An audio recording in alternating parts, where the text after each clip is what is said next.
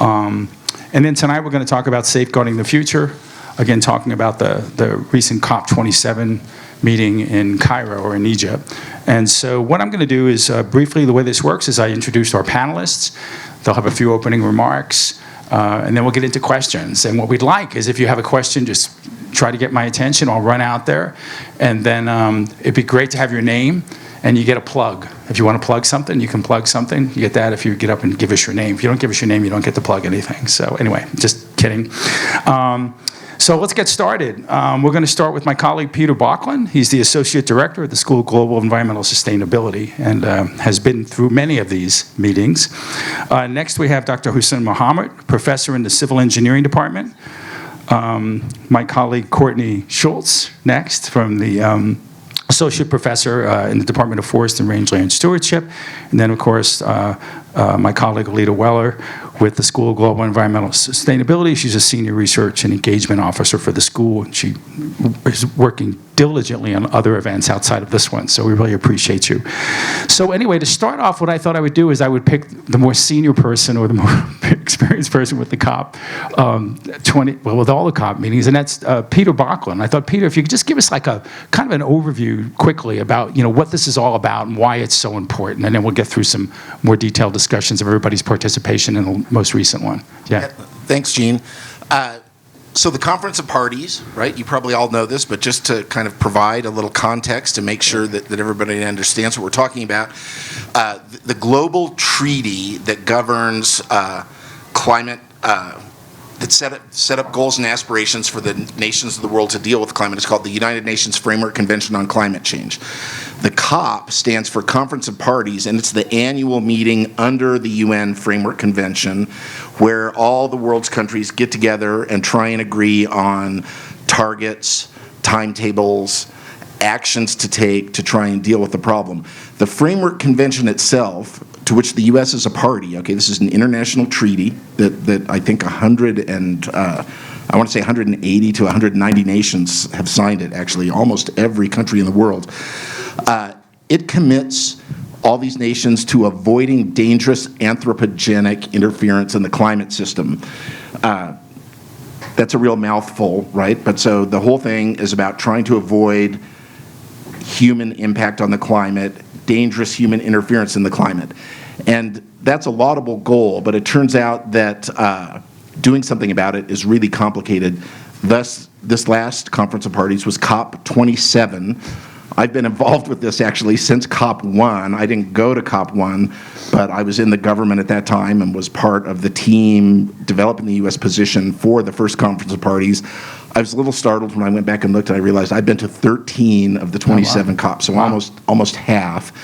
I was a negotiator in the past for the U.S., then I've participated as part of another large institution, and then here at CSU. And SoGES, where both Aleta and I work, we manage CSU's interface with the COP. Right. So Aleta really deserves a lot of credit. Everybody from CSU that participates is doing it because she has managed to work the UN system to get us all in there. And you have an invitation to go. It's an invite. You have a role. And, it's a complicated process to get to go, but basically CSU can nominate participants, and then we receive a quota of participants to go, and that doesn't really have anything to do with how many people we nominate. It has more to do with how much demand there is for the spots that are available. Okay. And then we make a real effort to try and use our quota, which is basically like one person per day. We split that up so that we can all have professors and experts attend, but also students. And I want to give Gillian, who's sitting here, you'll hear from her in a little while, but she's really galvanized the student participation in the COP, and you'll hear all about that in the later panel. That's great. Hussam, maybe talk about some of your role at the meeting and what you were, what your expertise and what you were bringing to the conversation. Yeah, definitely. So I'm a faculty in civil and environmental engineering here at CSU.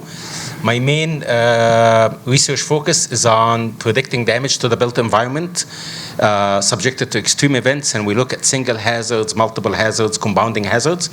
And after we look at damage and losses, which was a huge part of the negotiation this year, we look at how communities' infrastructure, social and economic sectors interface and recover. So the recovery of complex systems, if you would, but we make sure we integrate heavily the human aspect of the recovery process. Oh, great. Thank you very much. Courtney, my colleague Courtney Schultz, climate scientist. So Courtney, maybe a bit about your role there and what what you're working on there. Yeah, thanks, Gene. Hi, everyone. I work on forest and fire policy and also climate adaptation work on public lands in the U.S., primarily on forests. And we were all part of a panel that Peter organized to talk about our work on various aspects of wildfire. So I talked about my work on various kinds of policy innovations that are going on in the U.S. To allow us to manage our forests in light of climate change.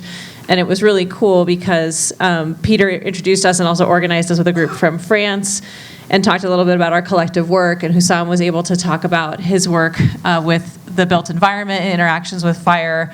And then I talked more about some of our policy innovations that are going on. I also want to just note that Hussam was like our team dad the whole time we were in Egypt, since he's from Egypt. Like he just had to look at a cab driver and they would just drive away and leave us alone. Aleta, go ahead. I was the official photographer during this panel. I did an amazing job, if any of you followed our Twitter feed. My job for CSU, for SoGES, is I really think about strategy and program design around facilitating sort of cross-disciplinary research programs related to sustainability on campus. And as part of that work, I manage CSU's participation as an observer organization. So I'm CSU's designated point of contact is what it's called. So over the last 10 years, I've been, if anybody wants to go or have a side event or have a booth or any sort of official participation as part of our official delegation, that's the process that I manage on behalf of the university. So it was wonderful to be there. I actually haven't gone. Well, I was going to ask you, so was this like, that must have been incredible just to actually, you've been getting everybody else to go and then you have this amazing opportunity. What was that like? Well, I loved it for my own, my own personal experience, but it was really helpful to really see how everything came together on site, because I feel like I'll be able to better kind of organize that piece after seeing it. Right. And the other thing that I thought was really interesting is that it was on site, it was a lot less organized than I thought it would be. And so that was just good to witness, because I feel like I have a better picture in my mind. And then the theme was delivering for people and the planet, right? I mean, that was like sort of a pretty ambitious sort of goal. And I imagine the sessions were organized around those, right? Yeah, I mean, so at these things that, you have themes, and then you have a lot of different organizations promoting their own work, and then you have kind of coalitions that are promoting large either policy positions in the negotiation or maybe big ideas to deal with climate issues that they're trying to push, right? And so it's hard to overestimate the chaos and complexity of one of those meetings. So just to give you an idea, there were about 40,000 participants at this meeting over 2 weeks. And we, as Hussam and Courtney pointed out, we had a side event on wildfire stuff that was joint with the International Future Earth Program. So we had CSU scientists and people from Future Earth presenting. But that was one of something like 500 or 600 side events and talks that take place during this 2-week thing. I mean, it's a major challenge just to even figure out the schedule. Great. Okay. Any questions? We're going to start questions from the audience. Anybody want to ask the first question? Here we go. Great. And maybe your name? Hi, my name is Jerry Doth. 2 questions. One maybe goes to Hassan regarding research at our energy lab. We know that green hydrogen is up and coming. And over at the lab, though, they're looking at mixing it with natural gas. And I wanted to know if that was just an interim kind of fuel that might be used until we have enough hydrogen to run what we want to run. And the second question has to do to Courtney. Last night, the president said that he'd like to stop importing any forest products and produce everything in the United States. What's going to happen to the U.S. forests with that policy? Who wants to go first? Hussam, you want to go first? Yeah. Sure. I personally have seen tremendous amount of funding allocated to looking at hydrogen fusion. Many universities across the country are actually coming up with new experiments, leveraging some of the recent announcements by the Biden-Harris administration. We're looking at renewable energies and looking at energy, non-conventional. I don't know about mixing with gas, but I know that for sure many countries are looking at that solution, particularly for, even in the Middle East, actually, for maybe alternative solution for having energy, because they need to take the get the water from the ocean and work on, for example, having enough water for agriculture and drinking. So I don't think we can get around the issue with renewable resources or alternative resources for energy.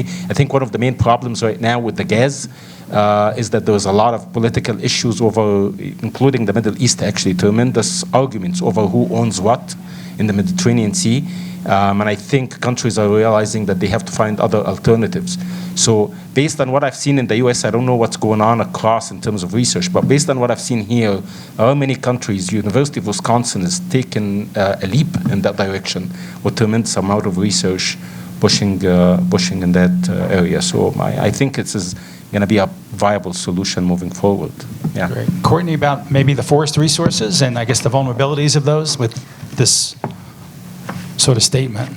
Yeah, thanks. It's a really good question. I think in general, it doesn't often make sense to completely close or completely open our borders on different trade issues. It's usually more about tweaking some of the areas of policy to take advantage of, some of the comparative advantages or some of the products that might be being created here or overseas. And so the things that I've seen are that, for instance, we make a lot of money off of tariffs on softwood imports from other places in the world, and then we use that money and put it into restoration or land conservation or wildlife protection. So it would be a huge change to our system to totally eliminate softwood imports. But at the same time, like when we had the old growth forest crisis in the 90s, one of the things we did was stop allowing value-added processing for logs that came off of federal forests, and that sent a lot of valuable timber jobs or mill-related jobs overseas, and we could use that capacity back here. So I think it's kind of an issue of finding the right balance where we can improve policies than like a clear stop importing or totally close our borders in light of those factors. The other thing I'll say is that, anytime we're talking about globalization and international trade, we're always thinking about, are we exporting our sustainability problems to somewhere else? So are we, basically not having awareness of how much wood we're using and taking that wood from somewhere else where it's being grown unsustainably? And we always have to put protections in place that protect all kinds of interests around labor and environmental safety, but also still allow us to have the benefits of trade. Yeah. And Courtney, I mean, the forests are sort of, when you read the literature, they are kind of people would argue they're the key in a lot of ways in terms of the ability to sequester carbon and the way we manage those. And so I was wondering, do we have that sort of same interest overseas, in terms of we don't want to import because we're diminishing somebody's ability to fix carbon or something like that? Is there any? Yeah, it's really tricky, Gene, because I think you can think of forests as like a renewable resource that can sequester carbon if they're managed in the right way. Right. But then there's also, the challenge of other sustainability issues we're looking at. Like we don't want to see logging of primary forests where it's taking away critical habitat for biodiversity. So I think it's always a balance between the different, that's part of why I love forests so much, because we want so many things out of them and trying to find that balance. Right, great, thank you. Question here. Yeah, hi, my name is Patrick Patton. I'm a CSU alum, and I studied ethics, philosophy and ethics, and landed on ecological design, permaculture, and sort of small-scale home solutions for how we produce our food and manage our water and resources. And lately I've been finding a lot of advances in application of generative AI and artificial intelligence and actually helping me to come up with ideas for these designs. And I'm curious if on the world stage, if there's any progress that you've seen. I would imagine that artificial intelligence has been used for different data collection and synthesis, but recently we've witnessed, maybe some of you all have witnessed as well, a turn in that it's generating ideas and could even potentially help create policy or engineering ideas. So I'm curious if you've witnessed this yourself. And if I may just take the moment for the plug, I'm going to be giving a ecological landscape design workshop here on February 19th at 3 p.m. So if you own a home and you want some landscape ideas about permaculture and permaculture design, it's going to be an overview of that, and also how I'm leveraging artificial intelligence and stable diffusion for design ideas. So that's my plug and also my question. Thank you. Right, that's great. Those were great. Anybody on the panel want to take on the technology question? Peter, go ahead. Yeah. So I can't tell you that there was a big focus on AI, but I would not be, at this COP, but I would not be at all surprised if, I would be surprised if there was not discussion of it in some sessions. Where it's really, I think, moving most rapidly in this kind of overall climate world is, as you pointed out in your question, around understanding and making the best use of just the vast reams of observational data that are out there, both the purposeful observational data primarily from satellites and airborne systems, but also all these new observational tools that we don't even always think of as observational, like our cell phones, right? And so there are some professors, even right here at CSU, they're doing some really interesting stuff with machine learning, which is closely related to this artificial intelligence stuff, trying to train machines, computer systems to analyze large amounts of data and look for patterns and provide, I'm not sure, this isn't my field, so I'm not sure that insight is exactly the right word, but information coming out of the machine learning can really help augment and supplement the human analysis of the data. And so one person I know that's working on that was a former colleague at SoGES who's now in atmospheric science here, Pat Keyes. Oh, sure. He's doing a lot of really interesting work around machine learning and training the systems to look for patterns and new insights. Great. Hussam, anything from the engineering perspective on that? Or? Yeah, there's actually a lot from an engineering perspective.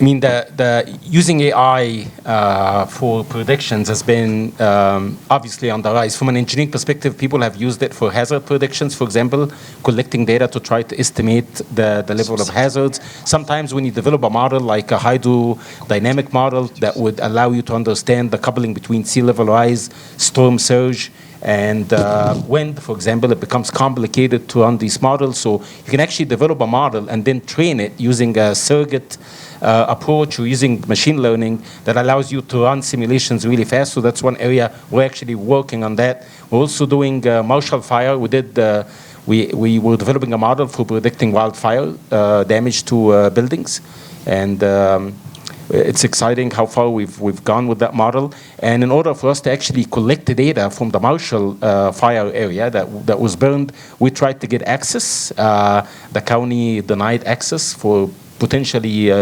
lawsuit reasons or legal reasons, whatever. We actually used AI with Google Maps and allowed us to automatically grab all the data and then specify building characteristics and local vegetation characteristics for the community. I had one student who was developing recovery and resilience models, looking at recovery data and training recovery data to predict recovery following tornadic events. So there's a lot of usage. I don't know if that will find its way in application. I know, for example, that the Western Fire Association is using cell phones, as Peter mentioned. People take pictures of their own properties and the surroundings. These pictures actually get uploaded to a system, and then that system identifies the type of vegetations and the type of objects or elements around your house, and then comes back with a decision. You need to remove this, you need to trim this, you need to do this. So people are using it to some extent, a lot more in research than application. But application will take off for sure. Great, thanks a lot. Here we go, question. Sure. So, Ken Shockley from CSU. I'm wondering if your own navigations gave you a sort of unique experience. It's 40,000 people wandering around for 2 weeks and the world unto itself. And I was just wondering if you, coming out of that, what are your, it's going to sound sort of blithe, but the things that gave you hope coming out of there and the things that coming out of there you're like, oh man, we're screwed. Because it just seems like, these giant intersections. I've never been anything more transdisciplinary than one of these events. You've got this intersection of science and policy and a lot of well-intentioned people and others that might be more strategically inclined. I'm just wondering what what your own impressions with your own backgrounds, your own point of views, and your own way of navigating the crazy landscape of the COP was. What are your great hopes coming out of there, and what are your great fears? Maybe Aleta, you want you to grab, because you sort of jumped right in after 10 years. Go for it. Absolutely. Well, I'm only going to speak to the hope side, but, well, actually, here was my greatest fear. I passed a guy giving a talk to nobody at one point, and I was like, oh my gosh, how is this even happening? And like, but then you go to other stuff, and it's packed, and there's lots of interesting stuff, and I ended up spending, I went to a lot of different talks and a lot of different sort of events and pavilions, and I went to a couple of the negotiation stuff, and it was really interesting, but I ended up getting the most energy from the children and youth pavilion. I spent a good amount of time there, and you guys all nodded. You must have gone there too. So one of the things that I really loved was the president of the COP. So the host country has the presidency, and he came and was doing a Q&A with a bunch of teenagers and early 20-year-olds, I would say, mostly in this group, and they were pretty mad. And they were really vocal about it, and they had a great back and forth with him. And, finally at the end, he just said, because they were like, here we are inheriting everything that you guys are discussing, and we're not allowed in the room. We're not in the negotiations. We're not a part of the conversation, but we are the ones that are most affected, and they were really frustrated. And they said that pretty loudly to him, and he had a really great response. He was like, you have the right to be angry, and you have the right to fix what's been broken. Which of course didn't let them in the room, but it was a good conversation. But my favorite moment was this probably 19-year-old guy stood up, and there's young adults and late teenagers from lots of countries there, and he just said, me and my peers, we love this planet, and we are going to do this together, and we're going to do it with or without you. And they were all nodding, and they were super positive, and it was the most packed pavilion at all times the entire week that I was there, and I just really loved that. Oh, that's great. Anybody else want to? Courtney, anything? Yeah. Yeah, I'm debating whether or not to give you my really honest answer about the things that were hopeless. I think the things that were really exciting to me were the times when I encountered different kinds of science and surveillance that's going on that is helping us kind of call BS on some of the agreements that are out there and some of the claims about carbon offsets. And so it was really exciting to see Al Gore speak about this whole new platform that they have that's basically detecting emissions around the world. They're using AI to train it, and then they're able to look at emissions from different sectors and essentially show where people are underreporting, and I think really elevate the dialogue. And so that was exciting. They also can use that information to say hey, if you want to buy your steel from a plant or a country that is actually doing this in a way that's reducing emissions, we are going to provide you with the information to do that. And so I thought that was really exciting. There was another talk that was about kind of the pressure that's being put on natural climate solutions and also on carbon sequestration in forests, and people were analyzing what's the real potential and able to show that some of the claims that are being made would rely on twice the forest that we have in the world, right? Yeah. So I think that is exciting to me as a researcher to see where the information is being brought forward to advance the dialogue. The things that were really difficult were, I saw a stand-up event. So there's all these organized events, and then there are kind of pop-up events that people organize more ad hoc. And I saw a stand-up event that was all these indigenous speakers from the Pacific Islands talking about the effects of colonization, military bases and military waste, and now climate change on their lives and livelihoods. And it was devastating to listen to what they were saying and what they're facing. And they were essentially saying to really deal with this, we would have to undo patterns of neocolonization and capitalism and the way the military doesn't report emissions around the world and so on. And you're thinking, yeah, this is going to take major systemic change. And I think what's exciting is you're seeing people come together. I think as a political scientist, the potential for collective action, the organizing of the youth and these activists together to work on this issue is really amazing and gives me a lot of hope for for activism, for democracy. But at the same time, when you think about the scope of systems that need to change to truly address what we're talking about, it's hard to fathom how we're going to get there. Excellent. Anybody, Peter, anybody else? Well, just to build on what Courtney said there a little bit and to address Ken's question maybe a little more directly, the only person, I'm just thinking right off the top of my head, the only person I know that's been to a lot more COPs than me has described the process as, never have so many people worked so hard to accomplish so little, right? This has been going on for 30 years. But the flip side of that is that this is arguably the most complicated socio-environmental problem that's ever happened. And it's incredibly, just the problem itself is incredibly complex. The negotiations and process of trying to deal with a problem that complex is inevitably going to be very difficult and very slow. And the fact that all these people are still going to try and deal with it after 30 years does, I think, provide evidence of a certain amount of determination. And a lot of that comes back to the pressure put on by activists and youth and other people in different nations to move the politics of their countries. So on the one hand, you can be discouraged. On the other hand, people are trying really hard. And Courtney's much more of an expert on these processes than me in general, but as a practitioner and observer, somebody who's been trying to push science into this policy decision process for a few decades now, my observation is that it can seem totally frozen and glacial, and then, some of the ice breaks off and you have a sudden lurch forward. And so that's how this works. It's not like slow, steady progress. It can freeze up for quite a while, but then people move ahead, and there is progress that happens unexpectedly many times. And that's what we have to, I think, hang our hopes for the future on, is the demonstrated determination of nations and citizens to actually address this issue. And it's going to take a lot more work. I hate saying, it's up to you, to the youth. That's not fair to the youth, right? But it's going to take a lot more work by us and young people and, the people that are young now, their children. It's an epic civilizational transition that's underway.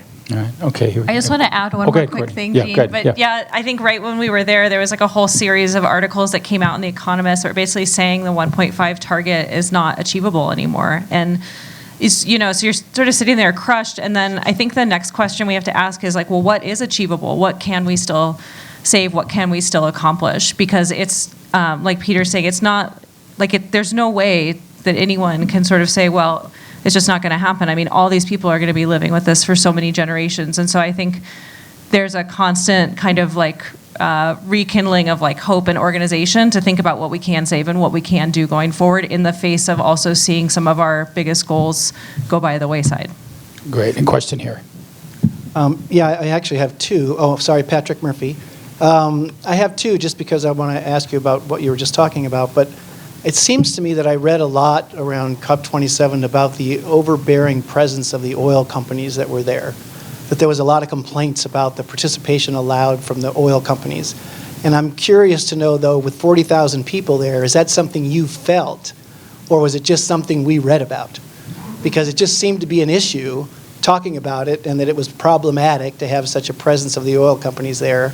But I wonder, in midst of all what was going on, if it was an issue at all, as a practical matter, in your experience being there. So, this is a really interesting point.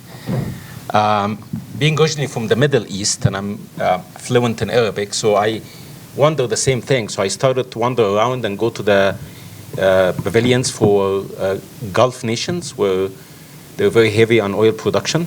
Try to get a sense of what they're doing here. They're promoting the use of renewable energy when their entire economy relies on fossil fuel. And I went inside, and interestingly, I saw people that were somewhat interested in the concept of we would like to actually go towards renewable energy because they understand. I don't want to generalize, but I didn't feel it was more for the sake of the word about the environment or Earth in general, but they understand that at one point they will run out of oil or out of resources and they need to do something about it. Saudi Arabia have been moving very heavily towards that direction, more so than any other country in that area, for example. UAE, because they're having COP27 or COP28 in November, it's going to be in the United Arab Emirates, they started to think about how they can actually continue some of the oil production, but at the same time look forward towards renewable energy. And I actually saw an interesting debate that I was mentioning earlier today between two different groups in the UAE pavilions, where one group is talking about why it is important to continue to invest in fossil fuel and oil production, and the other group is making the case for renewable energy, and I wasn't really convinced by the arguments. I felt more it was like a show, to be honest, because they're holding COP28 and they want to kind of come across as, look, we're part of the team here. So I wasn't entirely convinced, but I didn't feel the overwhelming presence of oil companies in general, just simply because it was 40,000 people and we were too busy looking for places to eat and things like that. Yeah, I would add very quickly 3 points, I think, to that. One is that the participation of oil companies and a slew of other corporate interests is not new in this process at all. There are 3 official constituencies, which are apart from the governments that are negotiating the Framework Convention, there are 3 constituencies that have been identified and are officially part of the process, and one of them is research and independent non-government organizations. That's what CSU is, okay? And then the RINGOs, or what is the acronym. Then there are ENGOs, which are environmental non-governmental organizations. And then there are BINGOs, which are business non-governmental organizations. And the BINGOs have been part of this process from the very start. When I was a negotiator in the late 90s and right around the turn of the century, we had to meet every day with the oil company. As the U.S. negotiating team, we met every day with the BINGOs, every day, to tell them what we were doing. And that can sound a little sinister. On the other hand, solving climate change is about transforming the world's energy systems. And if anybody thinks we're going to transform the world's energy systems without the involvement of the world's energy sector and the energy companies that do this, I think is naive. So, they have to be involved. What matters to me isn't labeling fossil fuel companies as evil and the enemy and everybody else is okay. What matters is, what do those companies do to reduce their emissions as rapidly as possible, and what do they do to create the energy future that we need? And there you have, in my view, bad actors and good actors and a range in between. And so what matters is what people are trying to do, really, to me, more than the sector that they came from. Yeah, I know we're running out of time, but with regards to the takeaways that you all may have had, is it fair to say, without thinking about the headlines that come out of this meeting, that all the people dedicated and working year after year after this, is it fair to say this is an extraordinary networking opportunity for everybody to learn from each other in ways that real practical solutions come home with people, where they take them home and do things that don't necessarily make the headlines as a result of this meeting, but that progress is being made because they're learning about solutions that are being created in other countries, in other industries? I mean, is that a fair takeaway in terms of just hopefulness with regards to not necessarily, gee, we've all agreed to this thing, but actually things are happening as a result of meeting together like this on a repeated basis? I think so. I mean, colleagues that are experts in stakeholder processes or something like that could correct me on this, I think. But to me, I'm not certain you can always draw a direct line from the networking opportunity to some breakthrough that happened this year, somebody went to the COP and came back and oh, we can change everything and it's all better now. But it's an unparalleled networking opportunity. I mean, just what we just said, 40,000 people in a little thing where it's kind of hard to get in, right? So you get in there and it's not, you don't get in there and leave. You get in there and you stay all day and into the night, until you're exhausted, and then you leave. And so it's an amazing network opportunity, and it does mix all these environmentalists, business people, politicians, everybody together. So I'm not going to be too Pollyanna and say, oh yes, that itself is the answer, but I do see lots of value in that discussion. Well, okay, Aleta, go ahead. Well, I was just going to also say that because there's such a mix of types of activity, you just sort of inherently end up going to something that you might not opt into. So that's one thing that I really noticed is that I ended up in like an energy talk in the U.S. Pavilion that I wouldn't have necessarily gone to if I'd been at a more focused like conference where you're networking and stuff. So I think I saw a ton of sort of cross-pollination amongst all these pavilions, and then the pavilions have their own agendas that are happening concurrently, and so it's just, I think you're just pulling people into conversations that wouldn't maybe naturally happen really easily during the event. Okay, great. We have a question here. Hi, my name's Mark Howdeschelt. I was wondering if you could just clarify a little bit for us. I know loss and damage was a big area that was dealt with at this COP meeting. And most people, I think, when they think of loss and damage, they think of the damages that are due to the changing climate itself, like droughts and wildfires and floods and that kind of thing. But I know in some of the early discussions around loss and damage, there were countries, especially in the Middle East, that wanted to be included in that, the damage to their economy from switching off of fossil fuels. And so I'm wondering how they're actually defining the loss and damage concept in the negotiations at this point. Great. Anybody pick? So loss and damage, in the discussions does to some extent include both of those things. It's the direct damages that have occurred to countries from climate change that's happened so far. That's the main thrust of the loss and damage discussion, is whether there should be compensation to the existing victims of climate impact, right? But there is a very strong thread in the discussions led, as you pointed out, primarily by Saudi Arabia, with a lot of other major fossil producers who have said we need to be compensated for the loss of revenue from switching away from fossil fuels. Now they say that, they argue for it, and they pretty much get scoffed at in the negotiation. They've made no headway towards gaining compensation, but nobody else has either, right? So the breakthrough at this meeting was actually agreeing to even talk about loss and damage. I mean, I'm not proud to say this as a U.S. citizen, but the U.S. has been in the forefront of refusing to even talk about loss and damage because of concerns that it's a small step from talking about loss and damage to something like the U.S. is the biggest historical emitter, so the U.S. has to pay everybody, and the government's not going to do that, right? So when I was a negotiator, we were like, we won't even talk about it.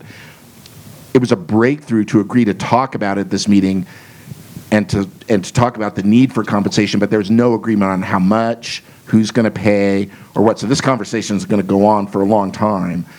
And as you point out, it's a little bit similar to the fossil fuel people. People come to this meeting to solve the problem.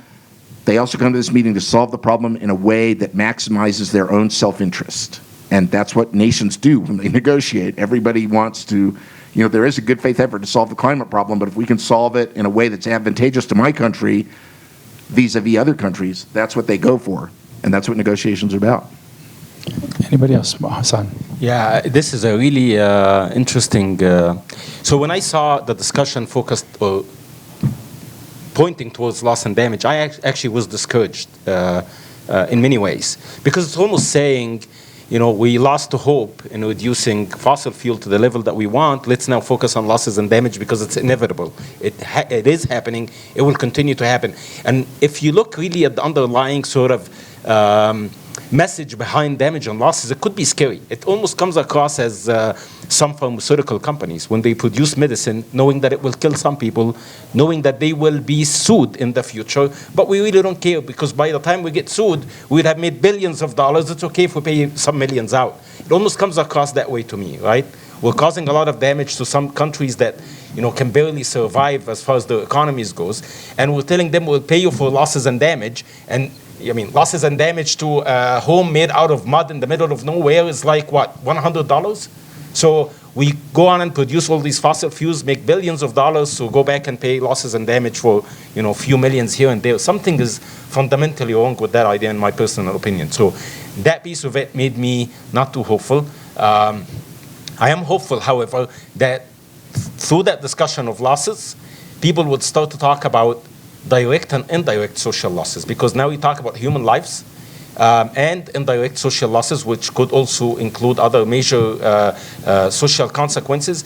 And in such case, you should not be saying that you're a person who lives in Africa or in Asia, therefore if your parents died or your family member died, therefore you're only worth $100,000. Unfortunately, airlines do that. If there's an airline, God forbid, accident somewhere, people from Europe or the US would get paid millions and millions, and people from poor countries would get paid a lot less. So I hope they don't look at it this way, but that's great. view. Okay, we have 2 more quick questions. We're down to the wire here. Here we go. Hi, my name is Yazan Khasandar. I'm actually Saudi Arabian, and I wanted to follow up on the question that you asked earlier. And I was hoping that Dr. Mahmoud could elaborate, as well as the rest of you. I'm curious about what your thoughts are on these Middle Eastern governments, specifically Saudi Arabia's efforts to kind of mitigate and adapt to climate change and be part of the conversation. Specifically with Saudi, with its, I'm sure you've heard of the Saudi Green Initiative. I think they had a platform there. To what extent do you think that, like the Saudi Green Initiative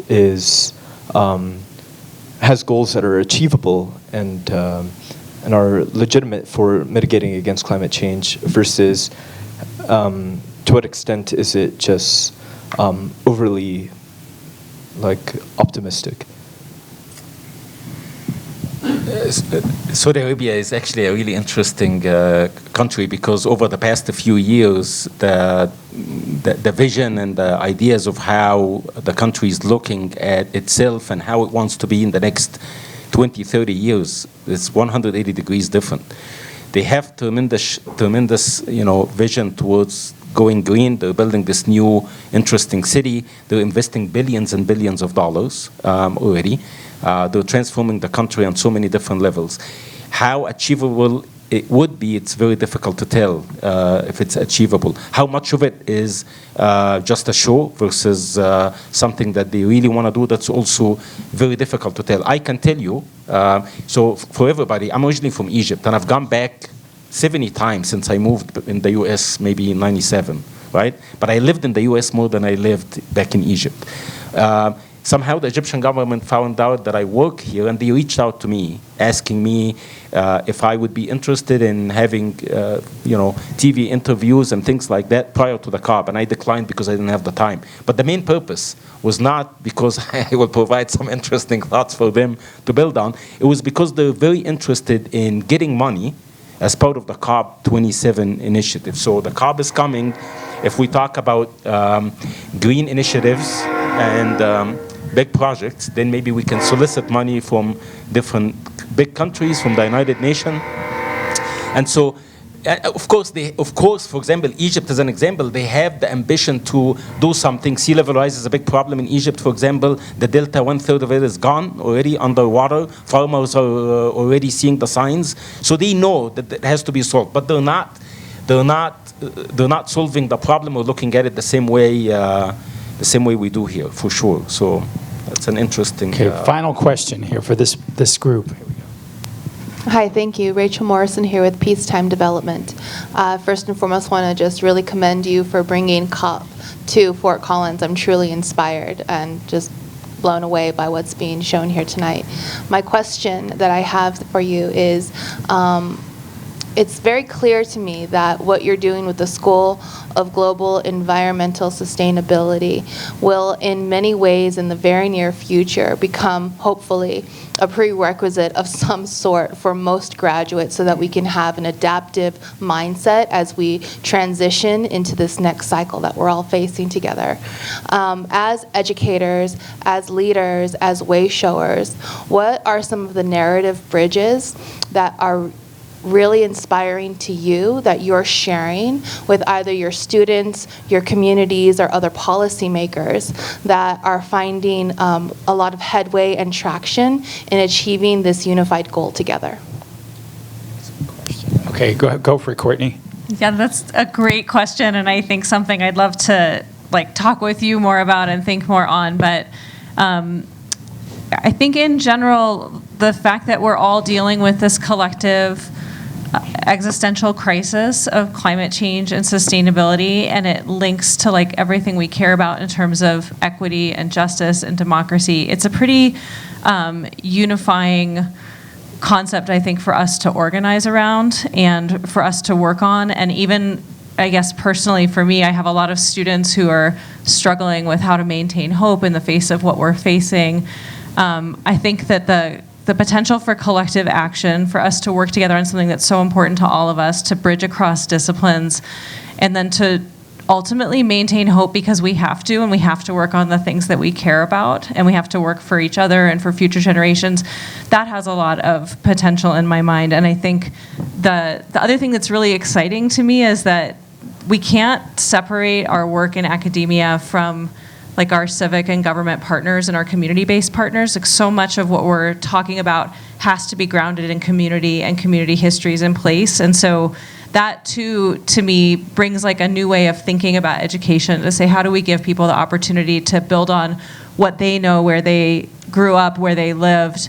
How do we integrate place-based internships? How do we integrate like real knowledge about policy and community engagement into education to really go to like a whole new approach to how we think about what we're doing at the university. So I think that's exciting. That's great. Hey, listen, we're going to do a few things a little bit differently tonight. We're going to have a little bit of a transition. But first of all, thanks. Let's give them a round. Good work.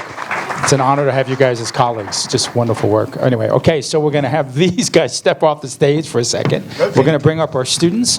You're allowed to stand up for a few minutes. You're not allowed to leave. So anyway, but we'll continue the conversation with a group of students that had the unique opportunity to attend the COP, and they were led by Dr.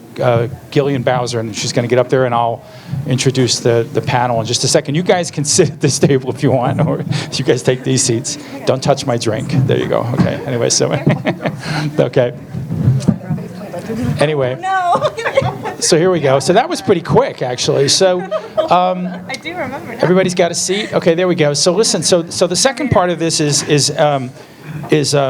just as fascinating and interesting, because we were fortunate enough to have students attend this summit, and I think it's really an amazing.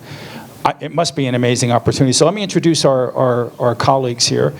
First and foremost, Dr. Gillian Bowser. She's an associate professor in the Department of Ecosystem Science and Sustainability. Thank you, Gillian, for doing all this, and a pleasure to have you here. Jorge. Rico Reyes, and Jorge is a graduate student you're in civil engineering. And PhD? Okay, great. Nice to have you here. Alyssa Connaughton.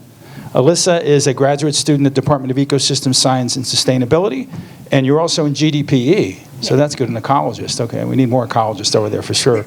And finally, Nicki Bailey, a graduate student at the Department of Ecosystem Science and Sustainability, also GDPE. Very good. Master's or PhD? Master's. Very nice. Anyway, so why don't I just turn this over to Gillian. Gillian is just kind of a brief overview of the program and maybe your experiences over there, and then we'll go down and see how each of you felt about this whole experience. Sorry. Yeah. Well, thank you all. Thank you all for coming. I will take a second to acknowledge one of our colleagues who just walked in, Dr. Erica Osborne, who helped us with an art exhibit. So we will talk hopefully a little bit about art and climate change. So I'm up there with Peter. I think I'm up to number 13 or 14 COPs. I've been to a lot of them since COP 15. And I think that one way to think about to the question that was asked earlier, that, a COP is, I really like the analogy of a three-ring circus. There are three big rings that move in the COP, and they move in total chaos. So just imagine a bunch of clowns, 40,000 clowns, running around with elephants and everything else mixed in. There's the social or the civil society circus, which is civil society presenting its own positions and its own opinions and its own wants or ask. There is the negotiation space, which is the country space, where the countries go. And the third is what we would call the pavilion space, which is the bragging space, where everybody just simply gets to brag about what they do. And why that's important is because when we bring students to the COP, we want them hopefully to, A, not get lost, and B, move across those spaces and understand that civilian society has a voice, but it has a voice in different venues. And how you get that voice forward is really important. So we're funded by a grant by the National Science Foundation to bring students to the COP. And this year we actually moved into art. And we got an art exhibit at the U.S. Center, thanks to our colleague in the art department, to look at climate voice and how students voice art. And the art exhibit will be up again, thanks to Alyssa, here in Fort Collins. So you get a chance to sort of see some of that. Oh, where's that going to be? Do you know where Alyssa? I'll let Alyssa talk. Oh, okay. I'm sorry. Yeah. Nice segue. Oh, this is already on. Nice segue. Yeah, so just to kind of plug the International Symposium, we'll be presenting our art exhibit at the International Symposium. It is Monday, February... Is it the 27th? I think it's the 27th. I'm sorry. Okay, that's pretty close. Yeah. Yeah, it's at 3, so Nicki's going to pull that up. Monday the 27th at 3 p.m. at the Laurie Student Center. An email just went out about it today, so it's on the website. Great. So Alyssa, while you have the mic, I was going to ask the three of you just sort of briefly, maybe what were you expecting, right? What did you see and what did you walk away with when you went there? So, and you can, the mic's yours. So. Yeah, I didn't know what to expect. I heard a lot about it from different sources, from Gillian.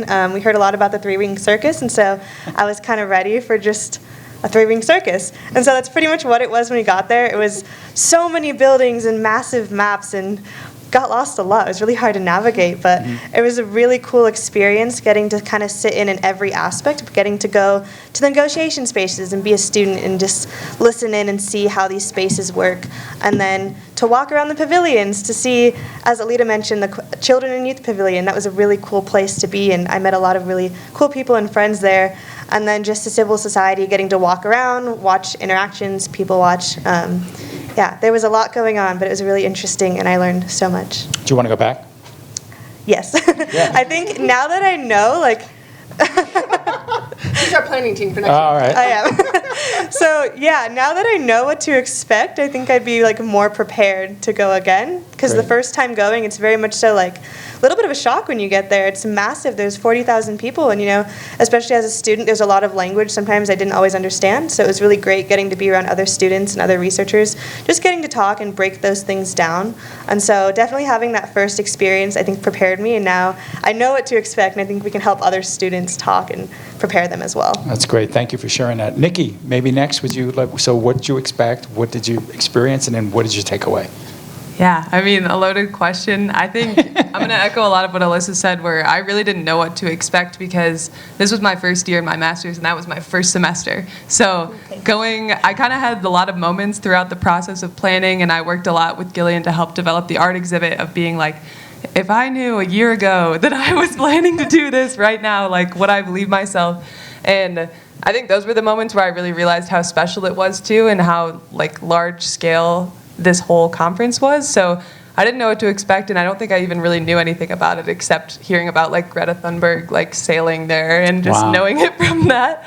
So eventually to go from that just preconception to actually being there was pretty incredible overall, and I had never left like this hemisphere either, so that was a pretty big start.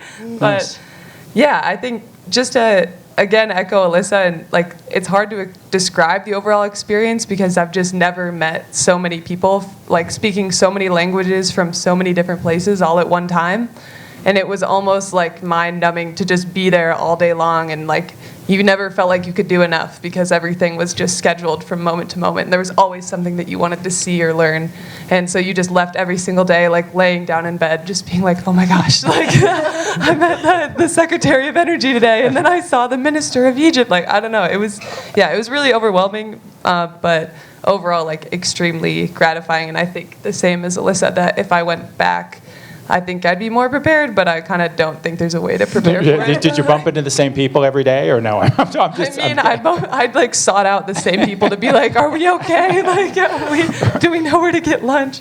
But yeah, it was always something new, and there was always new rotations of kind of like big wigs, like we would call them, of like senators or other people coming in that you could go visit. That's and incredible. Then some other students. All right, Jorge, you're up.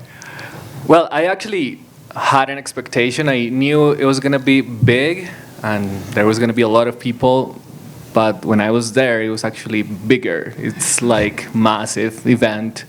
Even like the venue is really, really huge. You have to like walk from building to pavilion to pavilion, or building to building, and at the end of the day, like my feet hurt of like going everywhere. But yeah, it's amazing experience. Some interesting facts. I had the opportunity to went to this negotiation space, which, as Gillian said previously, is different from the pavilions are where like countries are, and they have their exhibits and their events. But the negotiations are where the climate change policy is being discussed.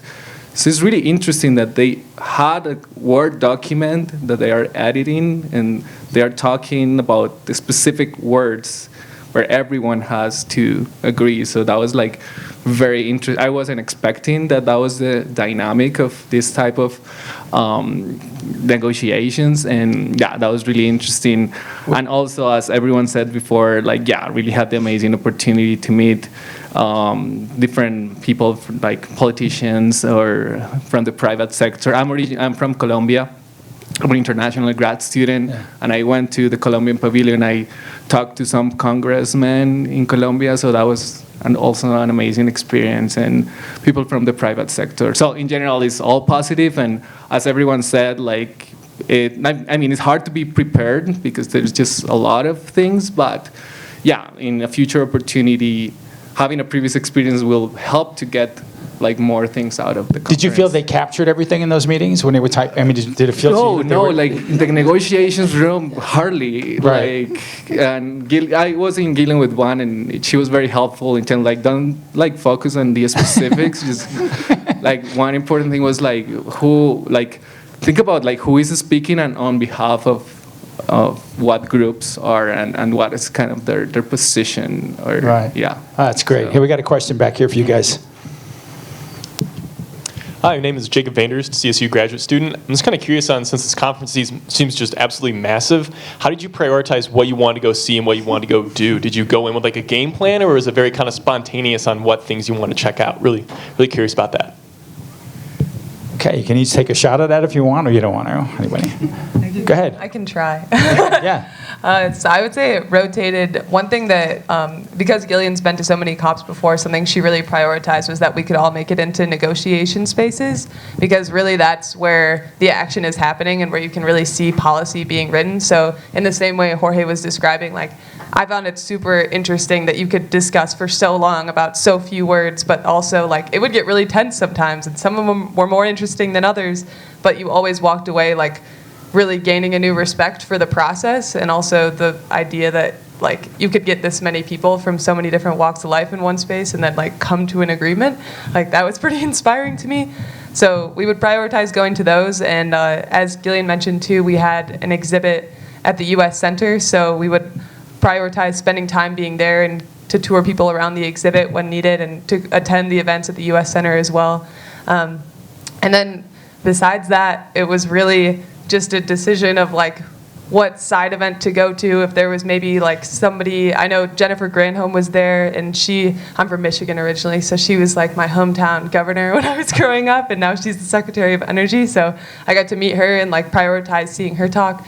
So we had some flexibility to see like particular people of interest that we were really excited to hear from, but I found it really fun to just kind of wander around, and I think maybe Aleta had said the same thing, just to wander and see what catches your interest and end up in a space that you might not necessarily have gone to, because I think it was also really beneficial to hear from perspectives that didn't necessarily align with mine or that I wouldn't have seen otherwise. Jorge, and then maybe Alyssa. Go ahead. Yeah, so there are like these meetings at the very first, early in the day, organized by the Ringos, which are very helpful to give you the research independent non-government organizations which CSU is part of. And they help you like kind of having a better idea of what's happening that day and where can you go. So it's kind of very personal. Like if there is a specific topic about climate change policy that you're interested in, you can find there's an agenda of negotiation, so you can go there. If you are interested in what are the countries, like the pavilions, so they have their own agenda, and each country have events. So most of us like attended most of the U.S. events because we were in the U.S. I went to some of the Colombian events as well. So yeah, I mean, and some days I was like, I'm just gonna walk, and yeah, like see what can I find. And then I found some like very interesting topics about just transitions or energy, topics that I'm interested in. So Yeah. Alyssa? Yeah. Yeah, so just like logistically, COP was about 2 weeks, went a little bit longer, and so we were all there for different amounts of time. So Jorge and Nicki were there for week 2, and I was there for week 1, and so you really have to squeeze as much as you can in, which is kind of impossible, but that's why it helps to go with a group of people, because at the end of the day, you can talk with your colleagues and other friends that you make, because that's kind of the best way I found. It was nice to hear from other people if I missed something or just genuinely didn't know about something. But usually, as Jorge said, we'd start off in the Ringo meetings, and they did a pretty good job talking about big things happening that day. And then there is a schedule on the COP website, and so it's a little hard to navigate, but so thank you to Gillian. She's really great with the schedule and always pointed out to us what we should go to. And then kind of too, just by wandering pavilion spaces, I caught myself in a lot of new spaces in a lot of different countries, and so the first few days I really just wandered and I talked to people, and then I kind of noticed pavilions that were catching my eye, and then just kind of went back to those pavilions and see what was going on those days. But we also spent a lot of time at the U.S. Center at our exhibit. Oh, that's great. Gillian, you had a comment? Yeah. Just, excuse me, 2 quick comments. Number 1 is that the students got to meet, 4 or 5 senators, a whole bunch of House people, as well as governors and so forth. So, I mean, that was a pretty amazing experience. Almost Nancy Pelosi. Yeah, and almost meet Nancy Pelosi, but not quite. Wow. It was a flyby. But I think the other thing that is actually really fun to think about, and we talk about with the students all the time, is the COP really doesn't have a schedule. There is a daily program that is mounted every day. And it changes every day because it's up to how far the negotiations get. So it is truly total chaos. Mm-hmm. And it goes on till about 10 o'clock at night or even later. I think this agreement was signed at 2 a.m. in the morning. So the president can call a meeting at any time. So you end up on your toes a lot. Wow, that's great. We have a question back here. Hi, Ashley, CSU grad student. I wanted to know, a similar question to the earlier panel, what was your biggest takeaway and what is something that you were kind of leaving a little hopeless? I guess I would start with the takeaway.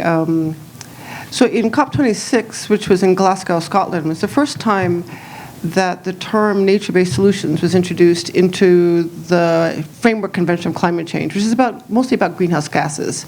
And for us ecologists, this was a moment of salvation, that finally we could talk about bugs and other such fun things.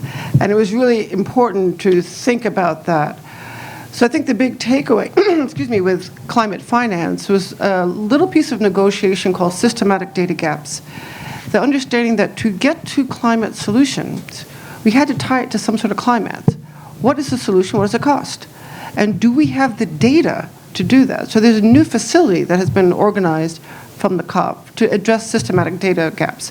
One of the largest systematic data gaps right now is invasive species, insects, and local weather. Oh, interesting. Good, Alyssa. Yeah, just to kind of talk on biggest takeaways. Yeah, I'm also a first-year grad student, just started my master's program. So when I went to COP, that was my first semester.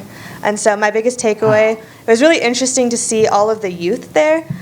We talked a lot about, I think too, Aleta in the last panel mentioned that these are the problems we're going to be inheriting and these are the things we're going to have to deal with. And so at first, I didn't really know what to expect, like how many youth were going to be there and how many early career scientists and people in school, in grad school, undergraduates. And so to me, it was really inspiring to see so many like-minded people doing the same work we are and so motivated and just like on fire. Like the energy was so cool. Like sometimes talks were really heavy because it was like, oh, it's climate change. Like it's hard. Like it's a really dense topic, especially when you talk about like justice and everything going on. So who's your advisor? Gillian okay. So you didn't have to call home and say, hey man, you got to see what's going on over here, right? You didn't do that? That's good. Yeah, so I had some pretty good knowledge coming into it. But yeah, it was definitely very bittersweet. It was very hopeful. It was hard at times, but I would catch myself, like if I was kind of like, oh man, like feeling defeated, I'd see another youth like, no, like this is room for us to improve. So that was really cool. Anybody else, Nicki or anybody?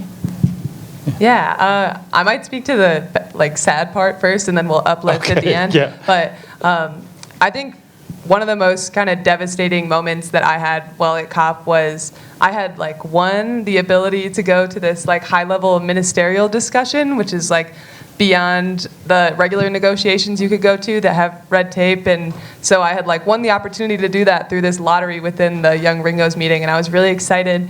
And And I went, and it was like a huge room, and everybody has the same seat at the table no matter what country you're at, so it's really interesting.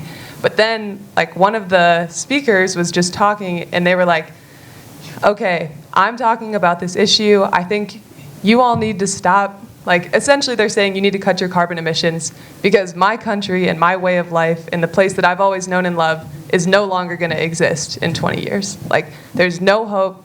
It's not going to exist anymore. Like, I want to be able to help other people, but like my home and my livelihood is a lost cause. And just to like hear those words so definitively, and I know someone in the previous panel too mentioned the idea of like losing hope for like 1.5 degrees Celsius of warming, like to kind of face those hard truths and to hear them coming from someone's mouth rather than just reading them on a page, like it kind of shattered me while being there. And that's not to say that there weren't productive conversations afterwards, but I also think having those like really somber, like sobering moments while you're in that space is really important too, because it like humanizes the issue. Like climate change isn't just an issue of biodiversity loss and of like buildings and loss and damage, like it's people, like it's a people problem. And that's why we care about it, is because we want to help people. So that was one moment that just kind of solidified to me that despite me being like an entomologist, and I'm also in Gillian's lab, and like I love bugs and that's what I care about, like I care about climate change because I care about people and about my family, and everybody else does too. So that kind of became a big shift for me as I went forward through the rest of the conference. And then the more positive note is that I found a lot of energy and strength from like the young Ringos and the youth that we were around also, because like despite everyone understanding the gravity of the situation, like there was so much passion and so much energy. There was no like just loss of hope among the young people that were there. Everyone was just like, if anything, like way more excited to get going and to continue to solve this problem. That's great, thanks. Jorge? Yeah, well, kind of sharing some personal takeaways and kind of echoing what was said in this panel and before that. Yeah, there is this feeling about hopeless, that there's just a lot of people from everywhere meeting, like using a lot of carbon from like airplanes. So that's being criticized. But I do agree that this space, like we need this human interaction and come together to find solutions. And I personally still value that effort. On the other hand, and this was kind of a personal feeling, is like I'm a fourth-year PhD student, and there are moments where I feel, okay, what is going to be the impact of my research in my lab? It's just going to be a paper that nobody's going to read or very few people. But then being there in this very important event made me realize that what I do every day is very, very important, that I'm actually like doing things that are having an impact. So that was kind of takeaway that I got, like very, very personal. And on the other hand, more related to the youth. I went to a Youngo meeting, the young non-governmental organizations, and they were having this formal space. And these people, like, they were like 40. I was just observing, but they were even younger than me. And just seeing how passionate they were and how serious were they, okay, and they were actually following the negotiation rules where they had a moderator and they were having consensus about the decisions that they were gonna tell to the former plenary. Yeah, it just made me feel like hope in the youth, like seeing how passionate and how committed they were. That's great, Yeah. Awesome, here. Great, thank you. My name is Mujahid. I'm in the financial industry and business intelligence. Very happy to be here. I find it very amazing that you guys get to meet, like game changers and politicians, different people who make influence in the world. I feel like coming from Palestine, I've seen different ways of how policy influences lives and how climate change influences nations. And I noticed that usually, we treat the world as, equal polluters. And if you really think about it, like 12 of the countries are the main polluters of the world.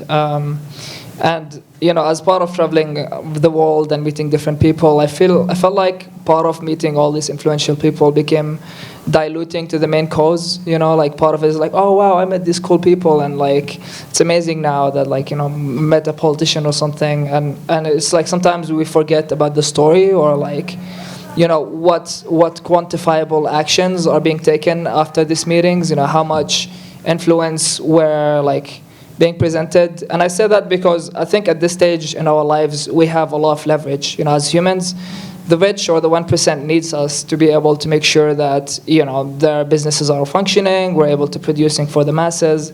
But, we can see now AI is taking over on the daily basis. Amazon are having a lot of robots being added to their workforce, ChatGPT, all this crazy stuff. My question is, after this long introduction, and thank you for taking the time to listen to me, but what would be the motivation, or like what would it take to make these leaders or like these policymakers, incentivizing them to like deviate away from individualism or like from the money aspect, and more to the like utilitarianism and like caring for the nature and treating everyone as a global citizen or a human rather than like a first world and developing countries type of situation? Like, what would be the insight, and how do you feel as a as a student that is going through this like evolution of tech, and what are your insights on that aspect? Gillian, you want to start off? Yeah. Yeah, if I could start. I mean, the reason why we have this NSF grant is kind of to do exactly that. We feel that the purpose of the grant is to give, as Nicki very eloquently said, the face of climate change. It's something different to look at someone eye to eye who's losing their country, or can look at their children and say, you won't have a country, versus reading it. And I think it's easy for us to get stuck in academia and not look at someone from another country and understand that their climate position is different. It's not better or worse, it's different. So for us, the core value, and people ask all the time, why do you take students to the COP? It's because they need that they need eye-to-eye contact with someone who's their age, their health, their fitting, but facing a climate disaster that they have no other recognition for.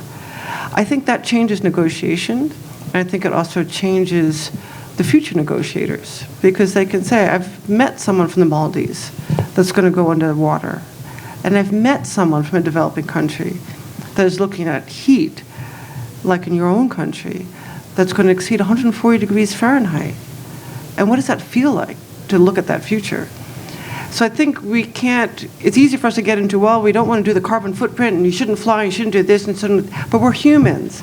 And you need to look at that person face to face, especially from a developing nation.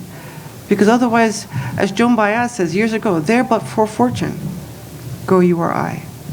And I think we need to think about that. So that's why we take students to the COP, and that's why we spend a lot of effort and time to fund them so everyone can go, whether you have funding or not, because I don't think climate negotiations can take place without that multicultural understanding. Great. Anybody want to add to that? You're good? I mean, okay, go ahead, Nicki. Nicki, you got the go. Nothing? Yeah, I guess, if anything, like, I'll just agree. I think Gillian said it really nicely, and to be able to have that opportunity to go, I think it's really unique, and a lot of what I did think about while we were there was how special the experience was to be there, and we talked even before we all had the opportunity to go of like, okay, this is your carbon footprint this year is going to be wild because you're going to fly to Egypt. So like, if you're going to go, then you need to know what you're getting into, and it needs to be worth it. And you need to like understand the full consequences of going to this conference, because part of me, I think maybe the one like wandering thought, and to your point, is like being at the conference and having that many people, and then there's like all this waste and there's all this energy that's going into everyone to be able to get there, and you kind of wonder, you're like, is this the best way to be solving climate change? Is like with like all these single-use plastics in the trash right now? Uh-huh. But at the end of the day, like it's that interpersonal experience, and I think like continuing that dialogue is what's going to actually help us to be able to solve the problems that we have at hand, because otherwise, if we keep being disconnected, it's a lot easier to turn a blind eye to somebody else's problems. Excellent. Okay, we have another question here. You have to introduce yourself. I'm Rick Miranda from the university. I want to, first of all, thank you for going to this thing and for saying yes to the opportunity. You know, saying yes is not easy sometimes, and especially to this kind of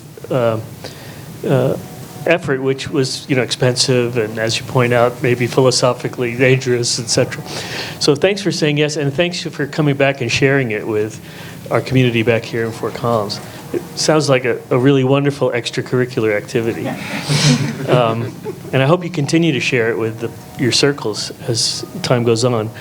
I mention it's an extracurricular activity because my question is about the curriculum here at CSU. What would you recommend to the university as far as additional curriculum, either at courseworks or workshops or certificate programs or degree programs, that the university doesn't have now that you would recommend that we develop? Rick, you don't want me to answer that. No, we don't want Gillian. We want the students to answer that question. Besides more soil science, what would you need? Anyway, so. Well, I can share, like, I am in engineering, and what I do is very technical and just very specific, not related to these topics or directly. But I'm also part of an interdisciplinary program called Interviews, where we study food and energy water systems. And in that curriculum, for that program, it was required for me to take like a policy-related class. And I used this as my, and this class with Gillian had this experience, so it was like, I would love to have this as my interdisciplinary policy class for my program. So that's how it was in my case. Great. Nicki, anybody? Yeah. Let's go through the students and then we'll have Gillian. Yeah, she can go last. Well, what's interesting is that this opportunity was brought across, and I'll speak for Jorge in this because I know from everyone else who was involved, but basically Alyssa and I, that Gillian actually teaches a class that brings students to the COP and helps them learn about the process, and that's how Jorge got involved, and then Alyssa and I were sort of like extra bonuses because we're in her lab and we were really excited to join. So I think like that class is a really awesome opportunity to be able to learn about the processes, because otherwise like I wouldn't have learned about it, and I got to learn by proxy. But in addition to that, I have had the opportunity to TA for Dr. Stephen Okel's class in greenhouse gas inventories this semester, and actually some of my students are in the audience. They're grad students. They're like full of Raise your hands, like, everybody. There we go. Okay. Yeah. We came like right from lab to here, so I appreciate that they're here too.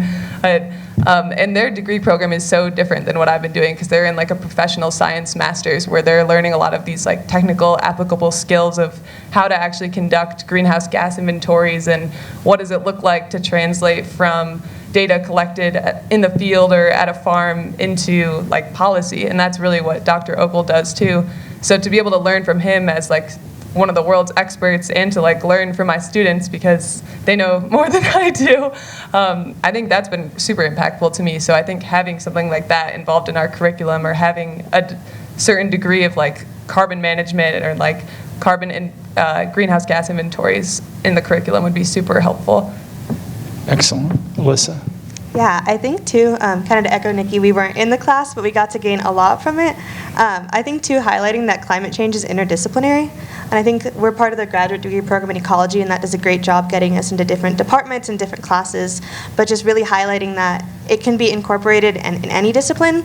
And so part of what we did at COP is we had an exhibit at the U.S. Center, so every country there had a pavilion space, and we were fortunate enough. It was a really great opportunity as students. We had this pavilion called Voices and Visions, the Art and Science of Climate Action, and thank you to Erica and Kristen for helping us put this together. And I think too, as science students, it was really cool to work with the art students, and even working with Kristen, we got to work with some of her students and kind of just have these conversations across disciplines. And so I think just creating spaces for everyone in different disciplines, more than just having one class for maybe like science or STEM majors, right? But to include arts and humanities and really get people from different backgrounds in the same spaces to network and like build off of each other. Because I think in this exhibit, that's what I got the most out of. We worked with a lot of like anthropologists and people doing math and engineering, science, sociology, and art. And it was just really cool to see how different backgrounds and students are taking climate action. So really just highlighting that interdisciplinary action.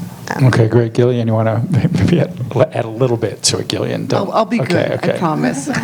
So Rick, I echo what Alyssa just said. We need more interdisciplinary classes. I mean, to communicate climate action requires art, it requires music, and it requires science.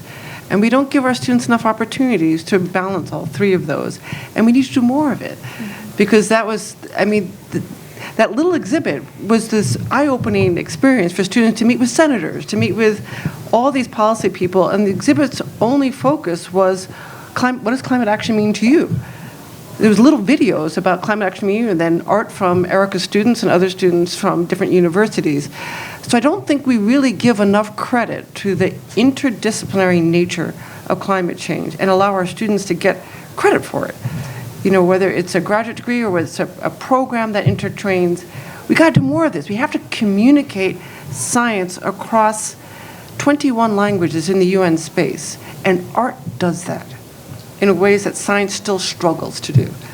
Right. Okay, we have two questions. So you want to go first, Aleta, or oh, Gillian got it. All right, here we go. Here's your question. Hi, I'm Allison Shaw, just a community member, and I'm curious, what was your biggest disappointment and the biggest success in the negotiations? And would you say overall, given the range of political possibilities of directions it could have gone, would you say it was a net success or a net disappointment?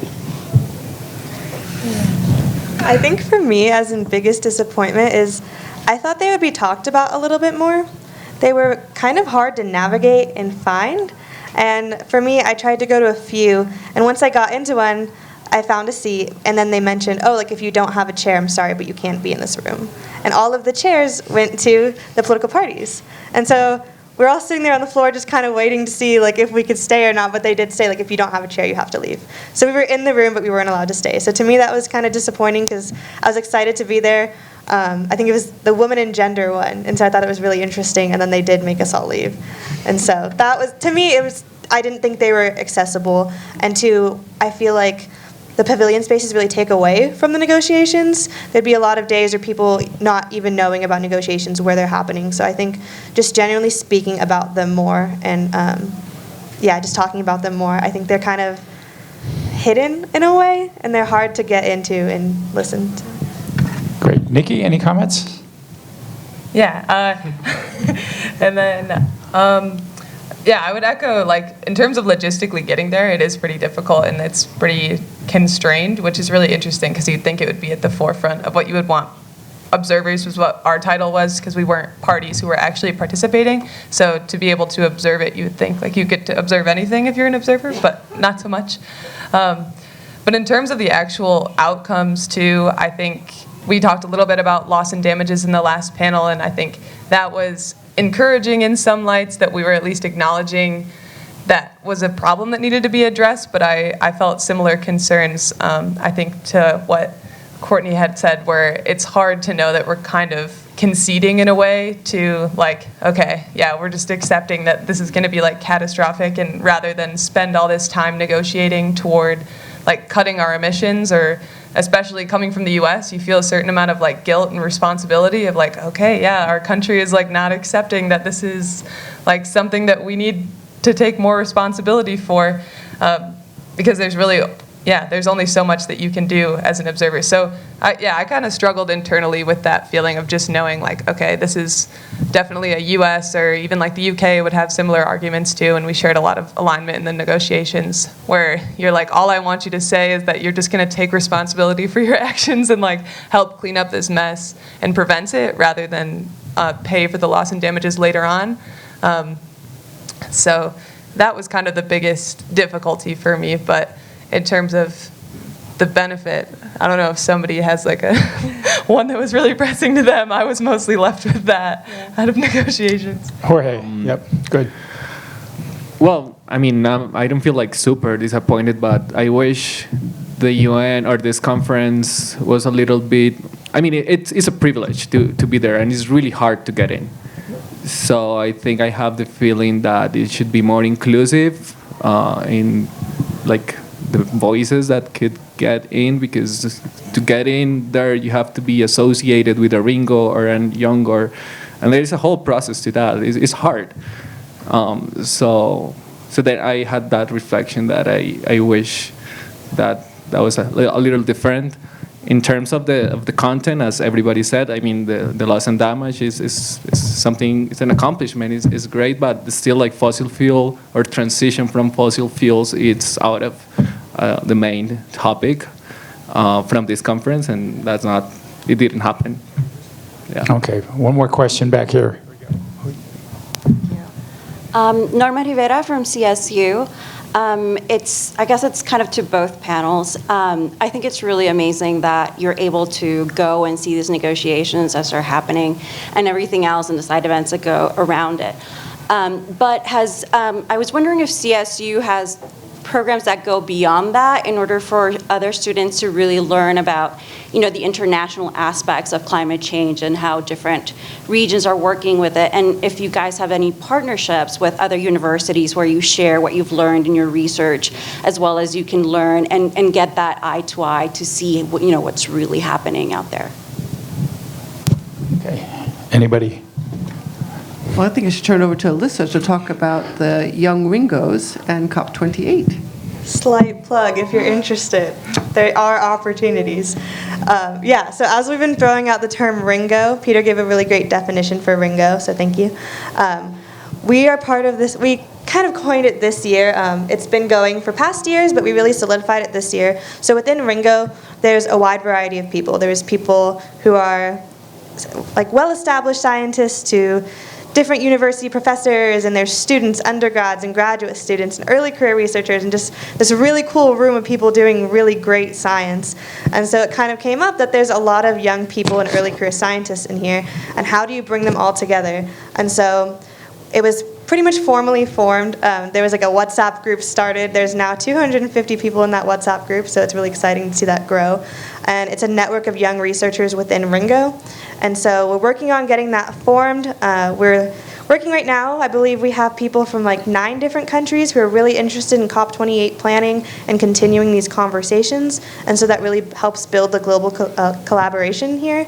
And so we're getting ready to start. We're really excited. We have people who do research in loss and damage and the cryosphere and pretty much almost everything. It's been really cool to see like this form get built in all these different backgrounds of young researchers. And so we're really excited to move forward with that and really bring that into COP28 and just continue these conversations over the year and make sure they don't end at COP and they don't end just the month or two after, but we continue to have them leading up to COP and really getting ready and preparing ourselves for COP28. That's great. 2 things. I mean, we're having the conversation at the School of Global Environmental Sustainability, so that's a great thing. So we appreciate that. Let's give them a round of applause for being great ambassadors. You guys are just awesome. Really great work. Gillian, good work. Really appreciate the effort you put into this and getting this off the ground. So, can we do one quick plug? Absolutely. Please, yeah. For all the youth, can you please come and talk to Alyssa, talk to us, join the WhatsApp group. We have a movement to put together our own pavilion. If we could all convince Diana Wall and others to be involved.